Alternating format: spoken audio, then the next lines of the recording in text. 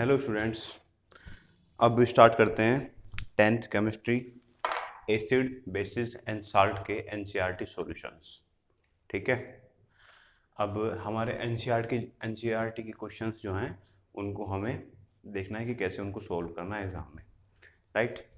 अब आप लोगों के पास एनसीईआरटी के क्वेश्चंस होने चाहिए, आपकी बुक्स में होते हैं, जो भी आपके पास बुक्स है उसमें एनसीईआरटी के क्वेश्चंस होते हैं। ठीक है। या आपके पास अगर एनसीईआरटी है तो एनसीईआरटी की बुक में भी आपके पास वो क्वेश्चन मिलेंगे। ठीक है। अब उनके जो सॉल्यूशंस हैं उनको हम डिस्कस करते हैं इस वीडियो में। ओके, अब स्टार्ट करने जा रहे हैं। देखो, फर्स्ट क्वेश्चन है इसमें हमारा, ये पेज नंबर 18 से है। डिफरेंट डिफरेंट पेज नंबर्स हैं बेटे, मैं बोलता रहूँगा कि एनसीईआरटी के किस पेज पे कौन सा नंबर है।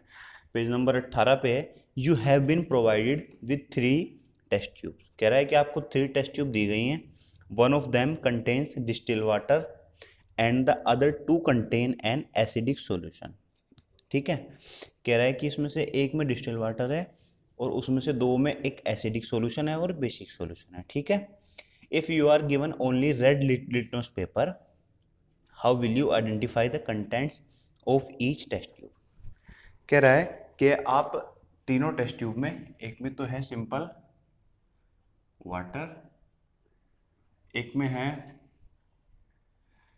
एसिड और एक में है बेस। ठीक है। तो हमारे पास एक इसने हमें लिटमस पेपर दिया है बेटे। ठीक है।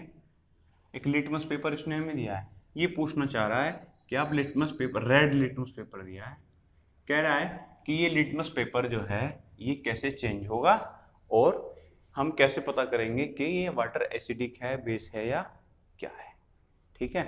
अब देखो, हमारे पास रेड है, रेड लिटमस पेपर है। जब इसको हम वाटर में डालेंगे तो उसमें कोई चेंज नहीं होगा। मैंने आपको बताया हुआ है पहले ही, सबसे फर्स्ट वीडियो में ही, कि फर्स्ट या थर्ड वीडियो जो भी है, कि लिटमस पेपर को जब आप वाटर के सॉल्यूशन में डालते हो तो कोई चेंज नहीं होता।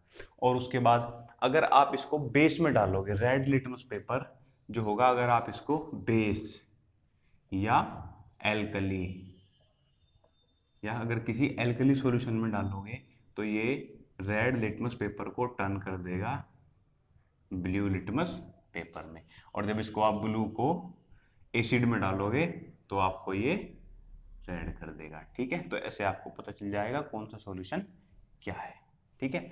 सपोज आपके पास 3 टेस्ट ट्यूब हैं, तीनों में अलग अलग सॉल्यूशन है, अब आपको नहीं पता। अब आपने किसी में डाला, सपोज वो कलर कुछ चेंज नहीं हुआ, ब्लू है तो ब्लू रहा, रेड है तो रेड रहा, इसका मतलब कि वो वाटर है। अगर आपने एसिड में डाल दिया तो वो रेड हो जाएगा, और अगर आप बेस में डाल रहे हो तो वो ब्लू हो जाएगा। ठीक है।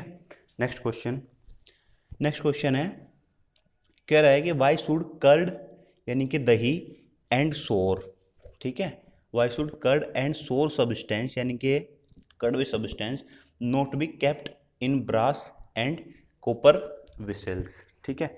पूछ रहा है कि हमारा जो कर्ड होता है या सोर जो हमारा होता है, कड़ यानी कि दही और जो कड़वी चीज़ें होती हैं, उसको हम किसी ब्रास में या कॉपर में क्यों नहीं रखते। ठीक है। मैंने आपको एक इक्वेशन बताई थी कि अगर हम किसी भी मेटल को, कर्ड में क्या होता है, मैंने आपको बताया हुआ है कर्ड में क्या होता है, एसिड होता है। ठीक है। मैंने आपको बताया हुआ है कर्ड में एसिड होता है। अब एसिड जब कॉपर से रिएक्ट कर, एसिड जो होता है बेटे वो कॉपर से रिएक्ट कर सकता है, यानी कि अगर हम कर्ड को डायरेक्ट किसी मेटल के कांटेक्ट में लाएंगे तो वो उससे रिएक्शन करके और कुछ पॉइजनसनेस थिंग्स, कुछ ऐसी चीज जो हमें प्रॉब्लम क्रिएट कर सकती है, उसको बना सकता है। ये बन जाएगा हमारा साल्ट बन जाएगा, मैंने आपको दिया हुआ है। ठीक है।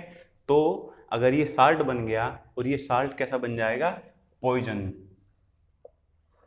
ठीक है। जो ह्यूमंस के लिए सही नहीं है, इसलिए हम कर्ड या फिर सोर में भी एक चीज होती है, सोर में भी एल्कली होता है, ये भी होता है, ये भी क्या करता है, कॉपर के साथ या मेटल के साथ क्या करता है, ये भी एक रिएक्शन बनाता है, वहां पे भी एक साल्ट बनता है।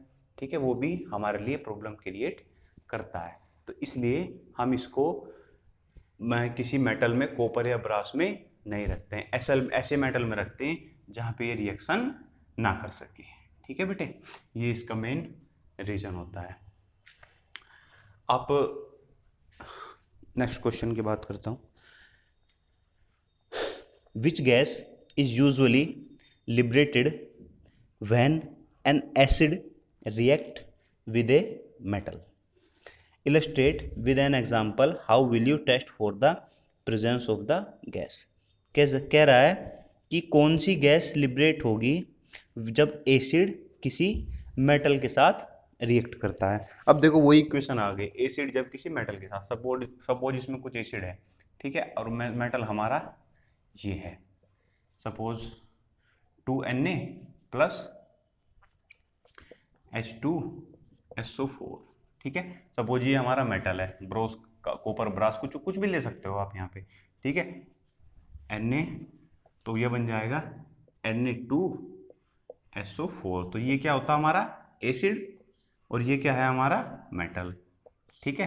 तो देखो अगर ये क्वेश्चन दोनों तरह से काम करेगा, थर्ड क्वेश्चन के लिए भी, इसके लिए अगर आपको एग्जांपल देना है तो आप ये दे सकते हो, तो 2Na plus H2SO4 equal to Na2SO4 plus H2 gas, यानी कि ये है यहाँ पे कौन सी गैस, ये क्या बना, सोडियम सल्फेट, ठीक है। ये हमारा साल्ट बन गया, कौन सा, सोडियम सल्फेट, ठीक है। और ये हमारा कौन सी गैस बनी, हाइड्रोजन गैस, ठीक है।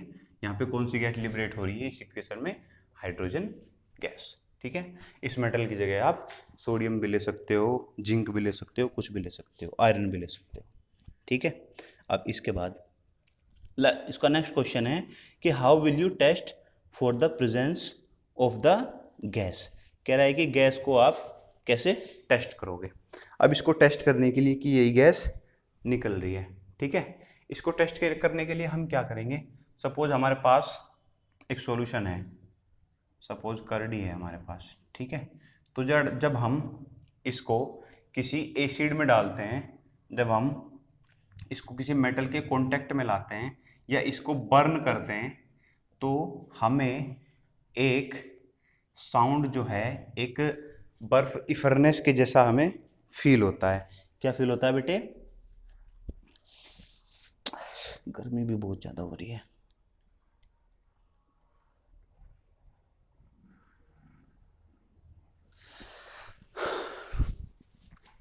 तो मैं क्या कह रहा था कि जब कर्ड को हम बर्न करते हैं तो कुछ हमारे पास जो बबल बनते हैं कर्ड के, उसके बाद, ठीक है, जो बर्न होने के बाद जो बबल बनते हैं, वही बबल हमें किसी पॉप साउंड के साथ, यानी कि कुछ पप पप पप पप पप करके कुछ ऐसी साउंड आएगी। अगर ऐसी साउंड आ रही है तो समझ लो कि वहाँ से हाइड्रोजन रिलीज हो रहा है, ठीक है। जहाँ पे भी ऐसी कुछ रिएक्शन होती है वहाँ पे ये हाइड्रोजन टेक्स प्लेस।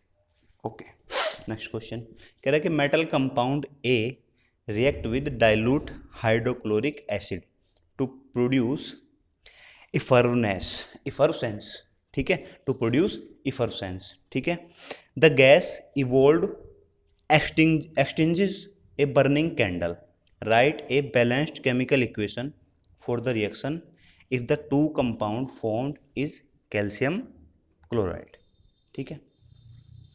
कह रहा है कि एक मेटल है हमारे पास ए, हमारे पास एक मेटल है ए, ठीक है, वो रिएक्ट करता है किसी एसिड से,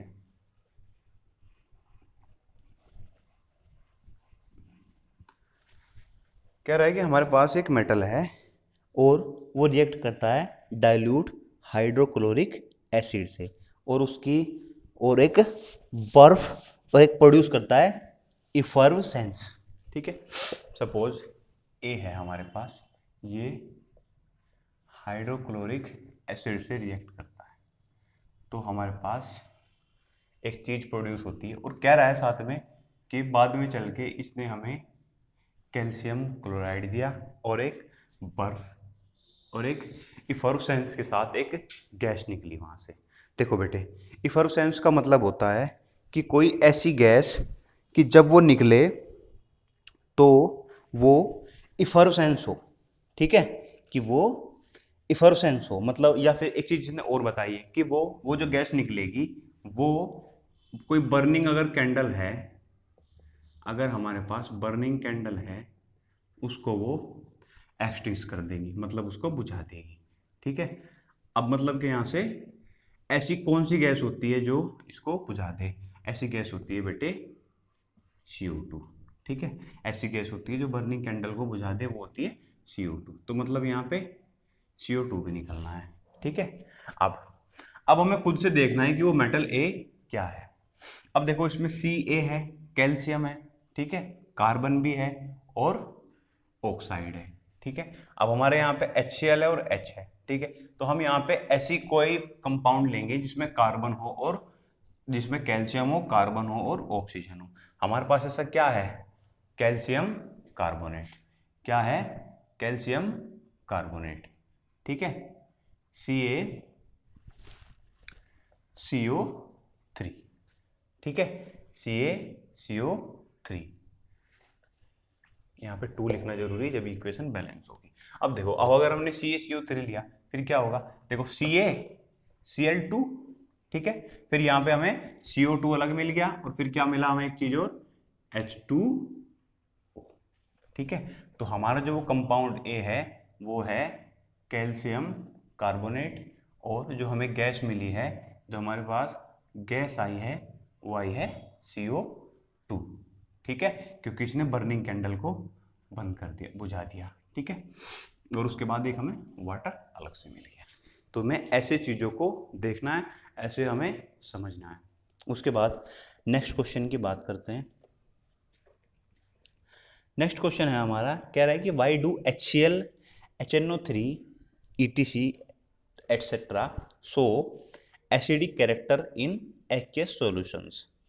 के ये HCl और HNO3 एसिडिक कैरेक्टर दिखाते हैं, जबकि while solution of compound like alcohol and glucose do not show acidic character.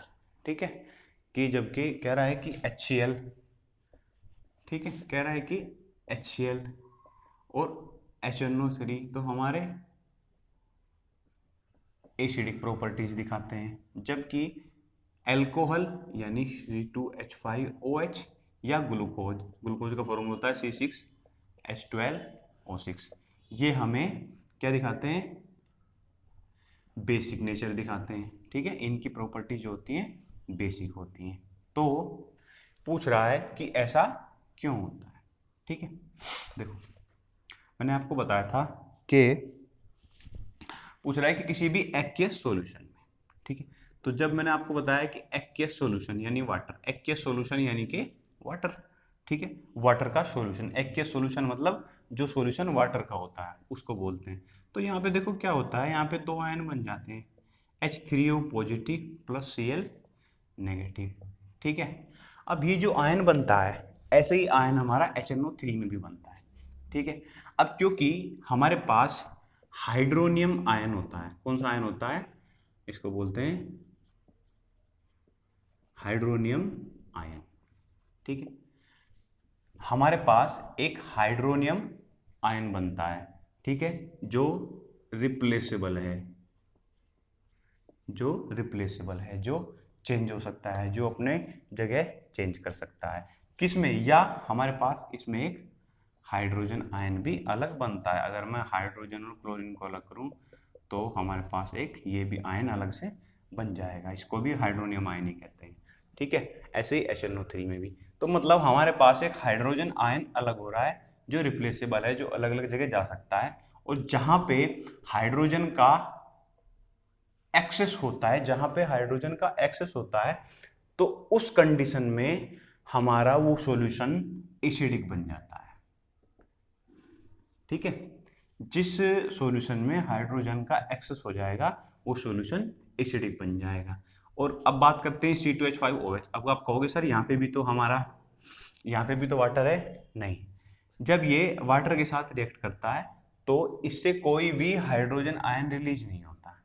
ठीक है, अगर रिलीज नहीं होता तो वहां पे क्या कंडीशन आती है? वहां पे बेसिक सॉल्यूशन बनता है। ठीक है, बेसिक में क्या होता है? Hydroxides ion. ठीक है। तो इसलिए ये जो सॉल्यूशन होता है HCl और HNO3 एसिडिक होते हैं, क्योंकि इसमें हाइड्रोजन आयन होते हैं और हाइड्रोनियम आयन, और इसमें नहीं होते हैं, इसलिए ये बेसिक होता है। नेक्स्ट क्वेश्चन कह रहे कि वाई डज, ये है 25 पेज नंबर पे, कि why does an aqueous solution of N acid conduct electricity. कह रहा है कि किसी भी एसिड का एक्वस सॉल्यूशन जो होता है वो HCl का एक्वस सॉल्यूशन क्या होगा, अगर इसमें H2O मिक्स हो तो ये पूरा का पूरा जो सॉल्यूशन बनेगा वो एक्वस सॉल्यूशन बनेगा, ठीक है। अब देखो मैंने अभी आपको ये इक्वेशन बताई थी, तो ये जो एक आयन बना, ठीक है, और दूसरे एसिड्स में हाइड्रोजन के अलग आयन बनते हैं। मतलब कि जब कोई भी एक्वस सॉल्यूशन में एसिड होता है तो उसके आयंस, सपोज देखो ये हमारे पास वाटर है, ठीक है, वाटर है उसमें और इसमें एसिड है, दो चीजें हैं, ठीक है। एसिड है यानी HCl है, ठीक है। तो अगर इसमें HCl है तो वाटर के साथ ये करके डिसिपेट हो जाता है। डिसिपेट यानी हाइड्रोजन अलग हो जाएगा, क्लोरीन अलग हो जाएगा, ठीक है। हाइड्रोजन अलग हो जाएगा, क्लोरीन अलग हो जाएगा। अब दोनों अगर अलग हो गई यानी कि फ्री क्या हो गई, फ्री आयंस हो गए। अब जो फ्री आयंस होते हैं वही आपका चार्ज कैरी कर सकते हैं। मैंने आपको वीडियोस में और भी बताया हुआ है, वही आपके फ्री आयंस जो होते हैं वही आपके चार्ज कैरी करते हैं, ठीक है। जो चार्ज होता है आपका वो आयंस के साथ मूव करता है, ठीक है। अब वो आयंस के साथ मूव करेगा, अब क्योंकि चार्ज मूव कर रहा है, अगर चार्ज है तो इलेक्ट्रिसिटी फ्लो कर सकती है, ठीक है। ये हमारा इसका मेन एक्सप्लेनेशन था, ओके। यानी कि क्या है, आयंस हैं तो चार्ज फ्लो कर सकते हैं, और फ्लो कर सकते हैं तो इलेक्ट्रिसिटी फ्लो कराएंगे। तो हमें वाटर का एसिड का सॉल्यूशन हो हाथ मत डाल देना, करंट लग जाएगा, ठीक है, ध्यान रखना इस चीज का। नेक्स्ट क्वेश्चन कह रहा है कि why does dry HCl gas not change the colour of dry litmus paper. क्या सर बोलोगे आप, सर आपने तो बताया था कि जो HCl है वो लिटमस पेपर को कलर चेंज कर सकती है, मैंने देखो अभी बताया आपको, ठीक है। लेकिन यार ये कैसा है, ड्राई कंडीशन में। अब कह रहा है कि ड्राई कंडीशन में बताओ, मैंने HCl सॉल्यूशन की बात करी थी बेटा यहाँ पे, ठीक है। I talked about the HCl solution और HCl in the wet state. देखो HCl जब वेट स्टेट में होता है तो हाइड्रोजन, जैसे मैंने अभी बताया आपको, हाइड्रोजन आयन और क्लोरीन आयन अलग अलग हो सकते हैं, लेकिन यहाँ पे वेट स्टेट में हाइड्रोजन क्लोरीन आयन अलग अलग नहीं हो सकते। तो ये इसका कलर, लिटमस पेपर का कलर चेंज नहीं करेगा, लिटमस पेपर का कलर ये चेंज नहीं करेगा, ठीक है, क्योंकि इसके आयंस अलग अलग नहीं होते हैं, ठीक है। इसके बाद क्वेश्चन नंबर 8 कह रहा है वाइल डाइल्यूटिंग एन एसिड, जब हम किसी एसिड को डाइल्यूट करते हैं, it is recommended that acid should be added to water and not water to the acid, ठीक है। कह रहा है इस क्वेश्चन में कि जब हम एसिड को और वाटर को मिक्स करते हैं, जब हम एसिड को और वाटर को मिक्स करते हैं तो हमें क्या करना चाहिए, हमें वाटर के वेसल में एसिड को मिक्स करना चाहिए और उसको रेगुलरली स्टेयर करते रहना चाहिए। इसका उल्टा अगर हम करेंगे, यानी कि अगर हम एसिड में वाटर डालेंगे तो प्रॉब्लम क्रिएट होगी। ऐसा क्यों होता है ये पूछ रहा है। ऐसा इसलिए होता है क्योंकि HCl और H2O दोनों जब एक दूसरे से रिएक्ट करते हैं तो ये एक एक्सोथर्मिक रिएक्शन होती है। एक्सोथर्मिक का मतलब ये है कि इसमें से हीट निकलती है। जब दोनों एक दूसरे से रिएक्ट करते हैं तो इसमें से हीट निकलती है। अब क्योंकि हीट निकलती है इसलिए क्या होता है, इसलिए ये होता है कि अगर आप सपोज आपके पास एसिड है 10 ml, ठीक है, और वाटर है यहाँ पे कुछ ml सपोज, और आपने इसमें मिक्स किया तो यहाँ पे इसमें ये जो रिएक्शन होगी हाईली एक्सोथर्मिक होगी, यहाँ से हीट प्रोड्यूस होगी, वो हीट प्रोड्यूस होके आपके पास तक भी आ सकती है, दूर भी जा सकती है, किसी और चीज़ को डैमेज भी कर सकती है, ठीक है। तो हम यहाँ पे क्या करते हैं, वाटर का जो क्वांटिटी होती है वो ज़्यादा लेते हैं, यानी 100 ml सपोज अगर है तो इसमें हम इसमें कम ml 2 या 3 ml रेगुलरली इसमें मिक्स करेंगे और उसको किसी स्टेयर की हेल्प से ऐसे मिक्स करते रहेंगे रेगुलरली, ठीक है। तब हमारी जाके ये जो रिएक्शन होगी वो इतनी हीट प्रोड्यूस नहीं कर पाएगी। इसलिए हम वाटर में एसिड को मिक्स नहीं करते, एसिड में वाटर को मिक्स करते हैं, समझ गए। ऐसे ही जब आपकी बॉडी में भी कई बार बेटे आपने देखा होगा कि सर एसिड बन रहा है, एसिड बन रहा है, बड़े बुजुर्ग कहते हैं भाई पेट में एसिड बन रहा है, ठीक है। तो उस टाइम पे अगर आप कुछ भी खाते पीते हो तुरंत देखता होगे उल्टी लगती है, वोमिटी होती है आपको। अब वो वोमिटी क्यों होती है, उसका भी प्रोसेस पीछे यही है कि अगर आप एसिड में डायरेक्ट अगर पानी भी पियोगे तो भी वापस आएगा, एसिड में अगर आप वाटर डालते हो, एसिड में अगर आप वाटर डालते हो तो इक्वेशन एक्सोथर्मिक रिएक्शन होती है, वापस आती है, ठीक है। इसलिए आप जब भी एसिड बने तो पानी नहीं पीना without the help of doctor. ऐसी चीजें लेते हैं जो एसिड के प्रभाव को कम करे, जो एसिड के इफेक्ट को कम करे, जैसे Na2CO3, इस तरह की चीजें हम लेते हैं, ठीक है। नेक्स्ट क्वेश्चन है कि how is the concentration of hydronium ion affected when A solution of N acid is diluted. कह रहा है क्वेश्चन नंबर 9 है ये, पेज नंबर, ये आपके एनसीईआरटी के पेज नंबर 25 पे। कह रहा है कि हाइड्रोनियम आयन H3O पॉजिटिव, ठीक है। H3O पॉजिटिव कहाँ पे बनता है, यहाँ पे ये मैंने बनाया है देखो, ठीक है। कह रहा है कि जब इसमें हम इसकी कंसंट्रेशन को रिड्यूस करते हैं तो क्या होता है। कंसंट्रेशन को रिड्यूस करने का मतलब क्या होता है, कंसंट्रेशन क्या होती है पहले तो ये समझ लो। कंसंट्रेशन होती है कि अगर हमारे पास शुगर है, ठीक है, और शुगर सॉल्यूशन है, शुगर सॉल्यूशन में क्या क्या होता है, शुगर और वाटर होता है। तो कंसंट्रेशन अगर हमें शुगर की चाहिए तो quantity of sugar upon total solution, ठीक है, mass of total solution into 100। तो यही होती है हमारी कंसंट्रेशन, यानी कि कितना पार्ट हमारा शुगर का उसमें सॉल्यूशन में मिक्स है, ठीक है। अब कह रहा है कि अगर उस कंसंट्रेशन को डाइल्यूट कर दी जाए, मतलब उस कंसंट्रेशन को कम कर दी जाए, मतलब H3O पॉजिटिव का पार्ट कम कर दी जाए या उसमें वाटर ऐड कर दिया जाए, तो क्या होगा। अगर हमारा इसका pH कुछ है, अगर H3O पॉजिटिव अगर ये सॉल्यूशन बना हुआ है हमारा यहाँ पे, इसका pH कुछ है, तो क्या हो जाएगा, अगर हम इसमें एसिड डालेंगे, वो सॉरी अगर इसको हम सॉल्यूशन बढ़ाएंगे या इसमें वाटर ऐड करेंगे, तो देखो वाटर ही आ रहा है, तो H3O पॉजिटिव के तो आयन नहीं चेंज हो रहे ना, वो तो सेम के सेम है। भाई आप H2O तो ऐड कर रहे हो, HCl थोड़ी ऐड कर रहे हो, हाइड्रोजन का आयन थोड़ी ऐड कर रहे हो, हाइड्रोजन के आयन तो सेम टू सेम ही है। अब अगर वो की वही है तो मतलब क्या है कि उसकी कंसंट्रेशन कम हो जाएगी, H3O पॉजिटिव की कंसंट्रेशन कम हो जाएगी।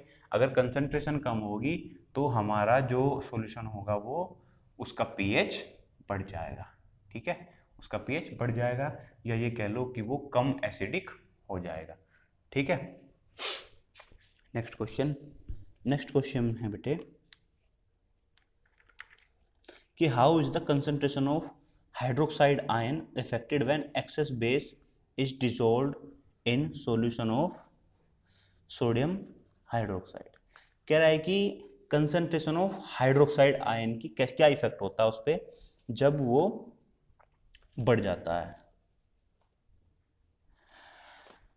देखो क्वेश्चन को एक बार ध्यान से समझेंगे। देखो इसमें पहले क्वेश्चन में तो पूछ रहा था कि सॉल्यूशन को जब हम एसिडिक या उसको हम कंसंट्रेशन को कम करते हैं, मतलब उसमें वाटर ऐड करते हैं। अब यहाँ पे वो वाटर ऐड नहीं कर रहा है इस क्वेश्चन में, नेक्स्ट क्वेश्चन में वो वाटर ऐड नहीं कर रहा है, वो कुछ और ऐड कर रहा है। क्या ऐड कर रहा है देखो, कह रहा है क्वेश्चन है क्या, NaOH, यहाँ पे NaOH का सॉल्यूशन है हमारे पास, ठीक है, मतलब कि इसमें H2O वाटर है, ठीक है, इसका हमारे पास ये सॉल्यूशन है। अब इसमें कह रहा है कि अगर मैं अब इसमें हमारे पास क्या आता है, हमारे पास एक OH नेगेटिव, एक ये आयन आता है, इसको कहते क्या, हाइड्रोक्साइड आयन कहते हैं इसको हम कहते हैं हाइड्रोक्साइड आयन, ठीक है। अब अगर इसमें कह रहा है कि इसमें वो NaOH और मिक्स करना चाहता है, ठीक है। अब अगर वो NaOH और मिक्स करना चाह रहा है तो हमारे पास क्या होगा, हमारे पास जो OH आयन है वो और आ रहे हैं, है ना। अब अगर और आ रहे हैं तो उसकी कंसंट्रेशन बढ़ जाएगी। OH नेगेटिव की कंसंट्रेशन बढ़ जाएगी। तो ये तो हमने बता दिया कि भाई अगर हम NaOH में मोर NaOH ऐड करते हैं तो हमारे OH नेगेटिव की कंसंट्रेशन बढ़ जाएगी। कंसंट्रेशन बढ़ेगी तो हमारा pH भी बढ़ेगा। ठीक है, ये होता है। अब देखते हैं इसमें कुछ और तो नहीं पूछ रहा, गए बस यही पूछ रहा है इसमें हमारा।